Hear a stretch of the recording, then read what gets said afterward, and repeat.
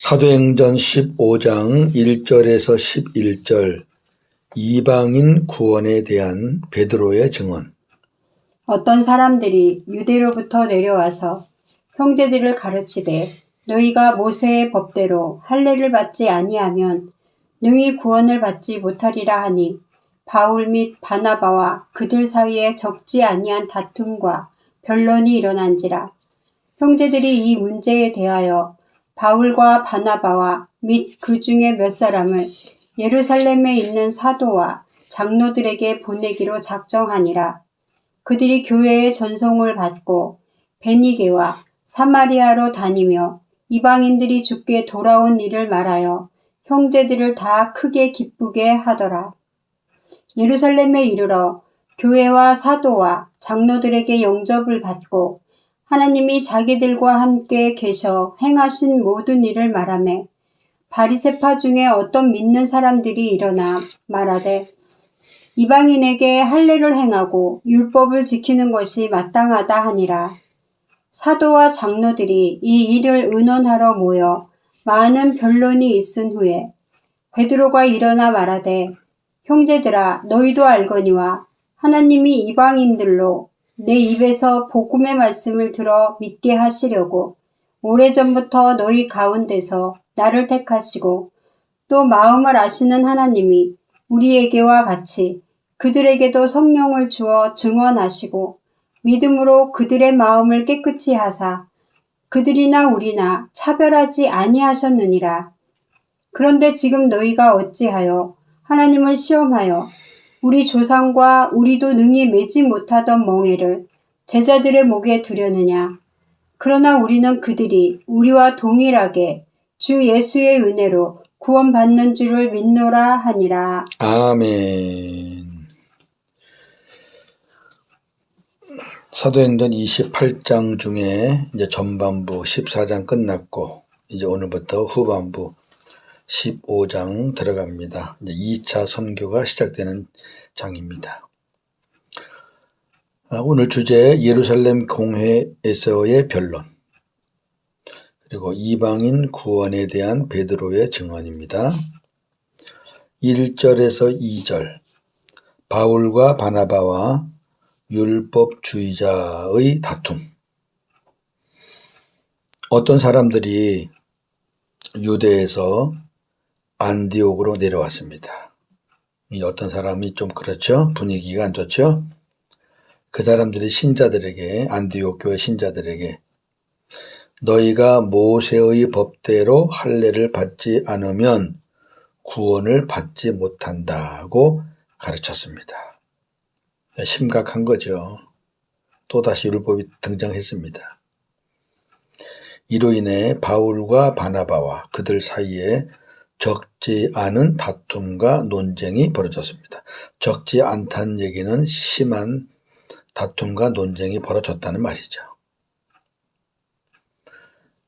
해결이 안 나죠. 누군가가 이거를 판정을 해줘야 되거든요. 안디옥 교회는 이 문제를 논의하기 위해 바울과 바나바와 그다음에 안디옥 교회 신자 중 몇 사람을 예루살렘에 있는 사도와 장로들에게 보내기로 결정하였습니다. 이 문제는 굉장히 중요한 문제입니다. 특히 사도행전에서는 큰 분기점인데 기독교가 유대교의 한 분파로 계속 남을 것인가, 아니면 세계를 구원하는 복음 종교로 발전될 것인가를 가늠하는 매우 중요한 문제입니다. 문제의 발단은 할례입니다. 이방인들의 입장에서는 할례가 뭐 그리 큰 문제인가 라고 생각할 수 있지만 유대인들의 입장에서는 참으로 큰 문제였습니다. 왜냐하면 정통 유대인들에게 있어서 율법과 할례는 선민이라는 하나님의 선택된 백성이라는 표시였기 때문입니다. 그게 없으면 선민이 아니라는 거예요. 그러니까 하나님의 선민은 당연히 율법과 할례, 이게 있어야 된다는 거죠. 그들에게는 생명과 같은 거예요. 3절에서 5절, 예루살렘 공회에서의 변론. 자, 이제 드디어 공회에서 이제 이 의견이 서로 부딪힙니다. 그들은 교회의 전송을 받고 떠나 베니게, 페니키아와 사마리아를 거쳐가면서 이방인들이 회개하고 주님께 돌아온 일을 증언하면서 그곳의 신자들에게 큰 기쁨을 주었습니다. 바울과 바나바는 지금 매우 중요한 문제로 예루살렘에 가잖아요. 이건 보통 문제가 아니거든요. 특히 바울과 바나바는 이방인 선교의 그 주도자인데 이 문제가 막히면은 큰일 나잖아요. 그럼에도 지나가는 도시들, 거치는 도시들을 그냥 지나치지 않았어요. 이 바울과 바나바는 시간이 아까운 거예요.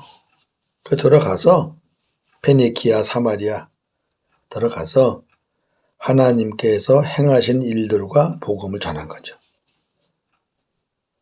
정말 선교사입니다. 예루살렘에 도착한 그들은 사도와 장로들을 비롯한 온 교회의 영접을 받았습니다. 그리고 하나님께서 자기들과 함께 행하신 모든 일을 보고하였습니다. 보고한 거죠. 1차 선교 결과를 보고한 거예요. 어떻게 보고했느냐? 바울과 바나바는 자신들의 행적이 아닌 우리가 어디 갔다 이게 아니라 하나님께서 행하신 일들을 증언한 겁니다. 하나님이 이렇게 하셨다. 하나님이 이렇게 하셨다. 자, 그러자 바리새파에 속한 신자 몇 사람이 일어나 말하기를 이방인들에게 할례를 행하고 모세의 율법을 지키게 하는 것이 마땅하다. 이렇게 하는 겁니다.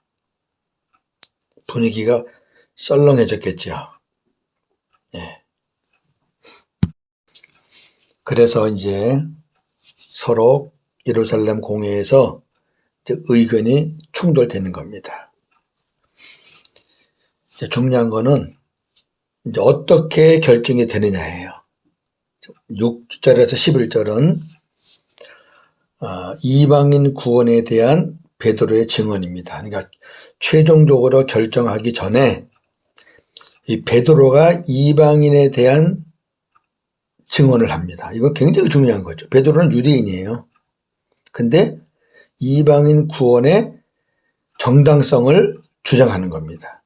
이것이 굉장히 결정에 큰 역할을 했죠. 이제 내일 아침에 야고보가, 예루살렘 공회의 의장 야고보가 이제 이런 것들을 총정리해서 최종적으로 공포를 하거든요. 자, 베드로의 증언을 보겠습니다.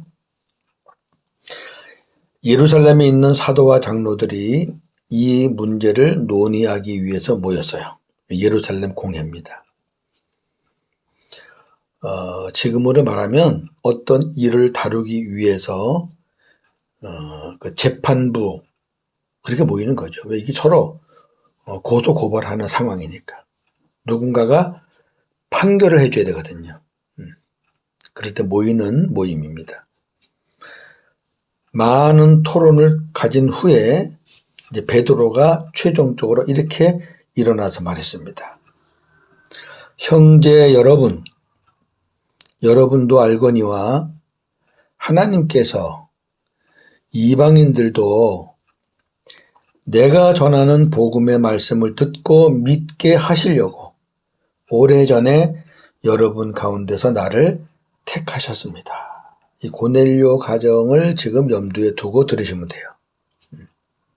그 전까지는 베드로도 그랬거든요. 이방인에 대해서.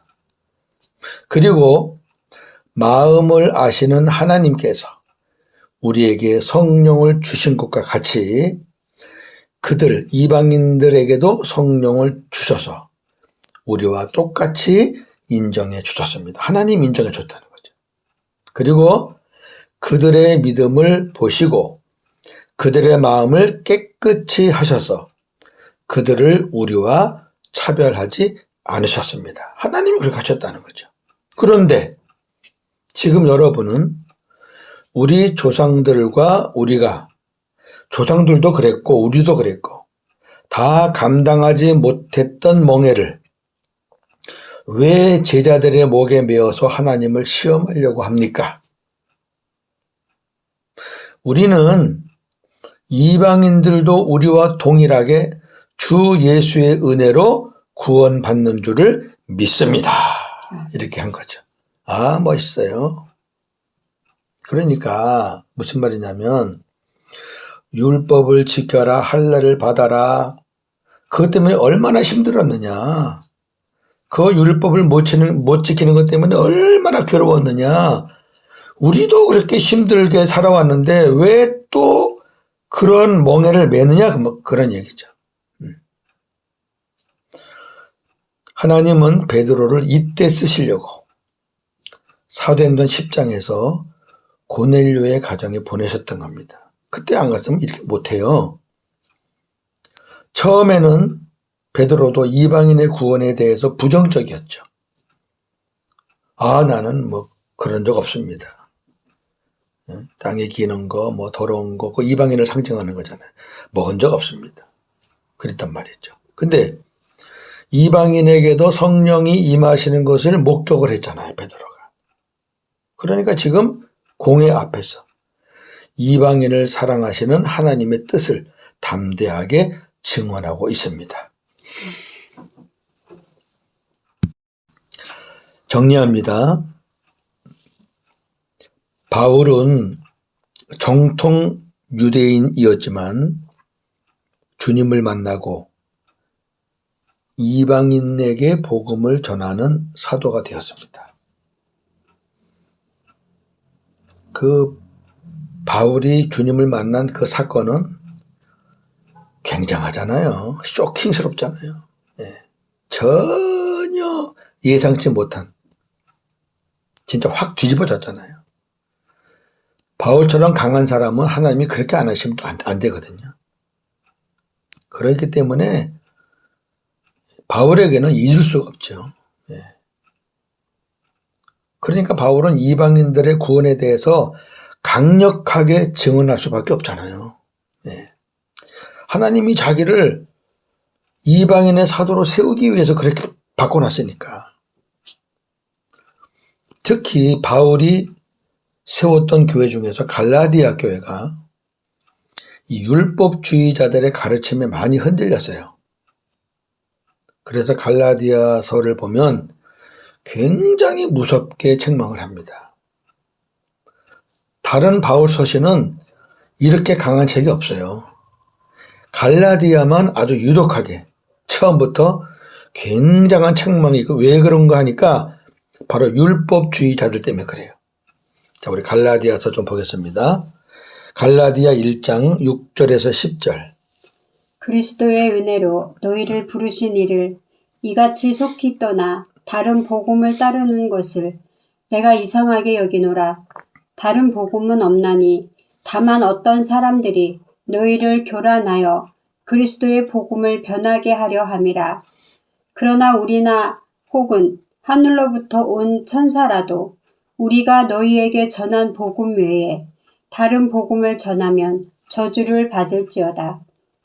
우리가 전에 말하였거니와 내가 지금 다시 말하노니 만일 누구든지 너희가 받은 것 외에 다른 복음을 전하면 저주를 받을지어다.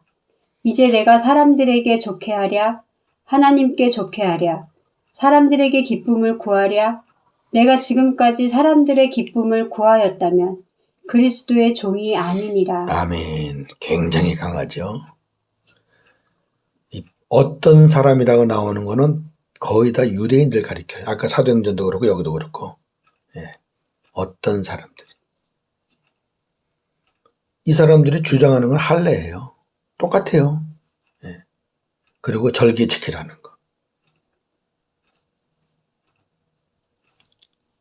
갈라디아 교회가 바울이 없는 사이에 이 율법 선생들한테 많이 흔들리는 거죠.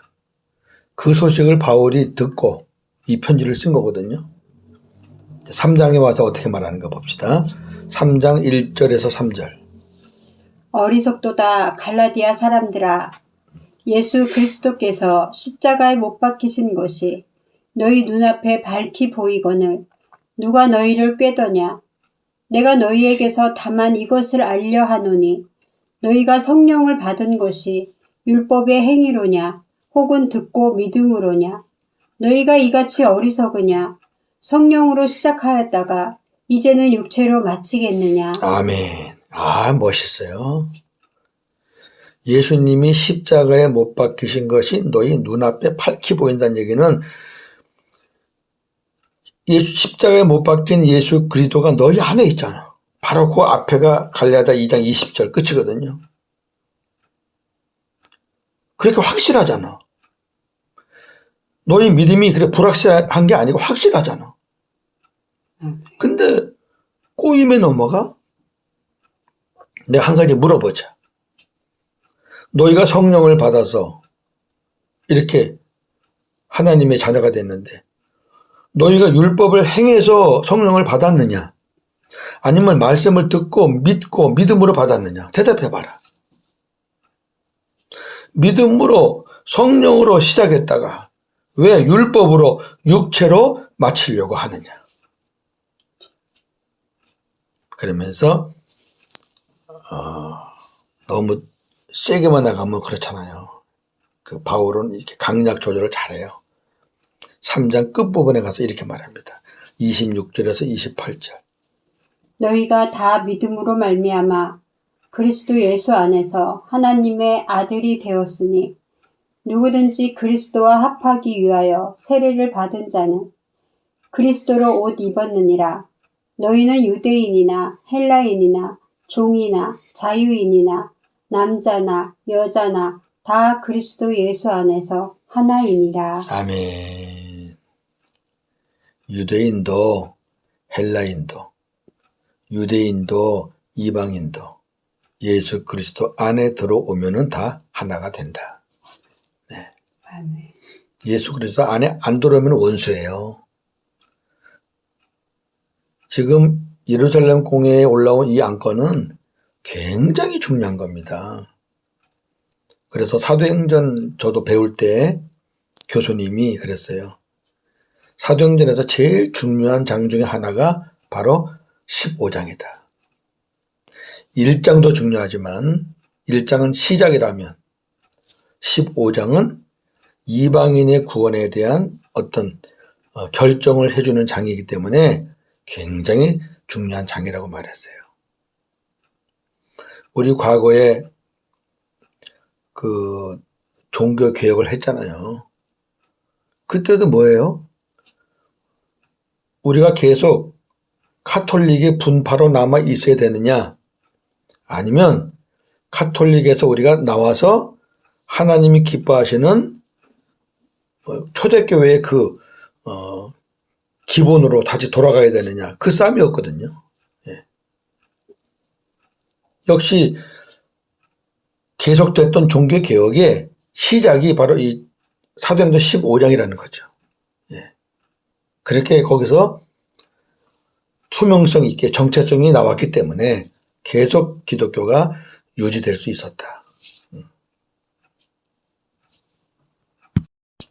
자, 최종 정리합니다. 구원은 예수 그리스도의 새 언약의 복음을 믿는 믿음으로 받습니다. 다시 말하지만 새 언약의 복음이란 예수 그리스도를 내 안에 모시고 주님과 하나 되어 모시면 하나가 되는 거죠. 영어로. 나는 머리이신 주님이 공급해 주시는 말씀을 먹고 사는 겁니다. 이게 새 언약입니다. 나는 죽고 예수로 사는 거예요. 여기에 그 어떤 것도 가감해서는 안 됩니다. 더한다는 거는 거기다가 율법을 또 할례를 절기를 그런 거 넣으면 안 됩니다. 네가 아무리 예수님이 계시다 그래도 너 행동하는 거 보니까 넌 아니야. 그래갖고 구원이 안 돼. 이렇게 하면 안 돼요. 한 사람도 구원 못 받아요. 근데 우리는 이런 판단을 하거든요. 예를 들어서 믿음이 좋다는 사람을 어떻게 봤는데 그 사람이 술을 먹고 있거나 담배를 피는 걸 봤다. 그러면 대부분 저거 가짜였구나. 저 쇼했네. 위선자네. 이래버린다고요. 사람들이.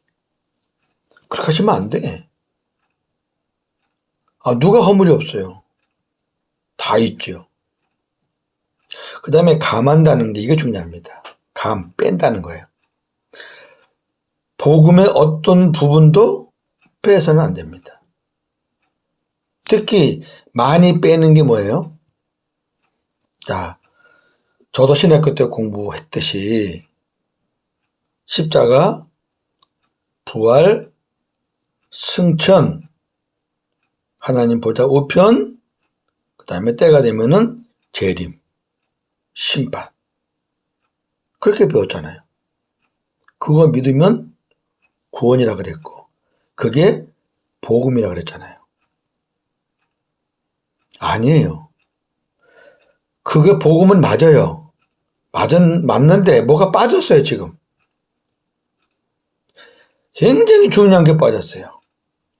이걸 빼뜨리면은 성경을 우리가 볼 수가 없어요. 해석이 안 돼요. 뭐냐면은 오순절 때 성령이 강림하실 때 주님이 함께 그리스도로 오셨다는 겁니다. 그래서 그 그리스도가 믿는 자들, 영접하는 자들 안에 오셔서 그 사람과 임마누엘을 하신다는 겁니다. 사일전 5장 10절 말씀대로 우리가 자든지 깨든지 우리와 함께 계신다는 겁니다. 이게 빠지면은 안 돼요. 안 돼요. 이게 새 언약의 복음인데 너희들 스스로 해서 안 되니까 내가 들어가서 함께 해주겠다는 게 새 언약인데 이걸 빼면은 안 되죠. 이게 빠지니까 율법에서 못 벗어나는 거예요. 계속 내가 해야 되니까. 복음의 지식은 있는데 내가 해야 되니까 복음의 지식 가지고 내가 하는 것도 율법이에요. 고급적인 율법. 그럼에도 구원에 있어서 율법과 복음의 문제는 과거에도 그랬고 지금도 논란이 많습니다. 저도 이 복음을 전하면 받아들이는 분들도 많지만 그 중에는 못 받아들이는 분들도 있어요. 그럼 저는 변론 안 합니다. 그냥 제가 피하죠. 네. 그리고 기도합니다. 제가 전했으니까 하나님 깨닫게 해주세요. 그러면 하나님이 깨닫게 해주신 분도 있고 그렇지 않고 그냥 그렇게 지나가는 경우도 있습니다. 중세 시대 때의 루터와 칼빈의 종교개혁도 이 문제였죠. 지금도 율법주의자들은 세계 도처에 널려 있습니다. 그들은 회개하기 전에 바울처럼 사울이었을 때 사탄에 사로잡혀 열성을 다해 복음을 대적하거나 방해하고 있습니다. 여러분, 바울이 사울이었을 때 하나님을 안 믿었나요? 그 사람 대단한 사람이에요. 하나님 잘 믿었어요. 근데 열성을 다한다는 것이 복음을 대적하는 거였잖아요. 지금도 그래요. 지금도. 복음을 못 깨달으면 그래요. 그러나 아무리 그래도 진리는 오직 하나입니다. 할렐루야. 오늘도 복음으로 승리하시는 저와 여러분 되기를 주님의 이름으로 축원합니다. 아멘. 하나님 감사합니다. 오늘 예루살렘 공회 이 사건, 이방인의 구원에 관한 사건은 굉장히 중요한 사건임을 저희가 압니다. 사도행전에서 후반부를 시작하는데 제일 앞에 나왔다는 것은 굉장히 중요함을 가르쳐주고 있습니다. 그렇습니다. 성령이 임하시면 예루살렘, 유대, 사마리아 땅끝이라고 성령이 말씀했는데 바로 그 땅끝까지 가기 위해서는 오늘 이 사도행전 15장이 매우 중요하다는 것을 저희가 잘 알고 있습니다. 바울이 단호하게 율법주의자들과 싸웠습니다. 바로 싸우는 그 상대는 자기가 얼마 전까지도 그 자리에 있었던 위치였습니다. 그러나 하나님의 은혜로 주님을 만나고 복음을 깨닫고 주님과 함께 사는 바울로서는 율법주의자들과 싸우지 않을 수가 없었습니다. 강력하게 싸웠습니다. 무섭게 싸웠습니다. 오늘날도 복음을 전하는데 반대하는 무리들은 세상 사람들이 아닙니다. 이방 사람들도 아닙니다. 바로 하나님의 말씀을 안다는, 지키고 산다는 율법주의자들입니다. 이들이 지금 세계 각 처처에서 우리 교회 구석구석에서 복음을 대적하고 방해하고 있습니다. 그러나 아무리 그래도 사탄에 사로잡혀 그리 할지라도 결국 승리는 주님이 하실 줄로 믿습니다. 진리는 복음, 오직 그 하나입니다. 새 언약의 복음으로 오늘도 승리하는 하루가 되게 하여 주옵소서. 예수님의 이름으로 기도하옵나이다. 아멘.